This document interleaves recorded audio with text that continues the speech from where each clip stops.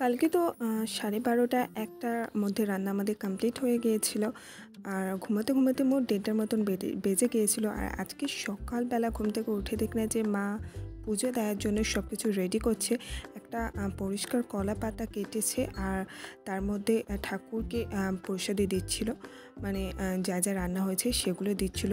আর ঠাকুরের মালসাতে আর যেই সমস্ত হাঁড়িতে ভাত আর পায়েস ছিল তাতেও মা পরিয়ে দিচ্ছিল শ্যামলা ফুলের মালা। তো তারপরে এখানে উনানে দেখতেই পাচ্ছ মা দিয়ে দিয়েছে মনসা ডাল, তারপরে মনসা গাছের ডাল আর অনেক কিছু, মানে শ্যামলা ফুলের মালা দিতে হয়। তো এই সব কিছু দিয়ে মা পূজা দিচ্ছিল। তো এখানে প্রসাদীও দিয়ে দিয়েছে আর আমাদের এখানে পূজা কমপ্লিট হয়ে গেছে।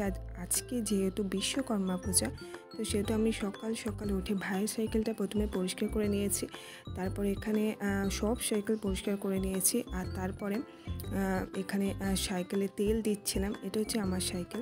তো বাপির সাইকেল, ভাইয়ের সাইকেলে পরিষ্কার করে তেল দেওয়া হয়ে গেছে। তারপরে এসেছিলো আমাদের বাড়িতে আমার বড়দি।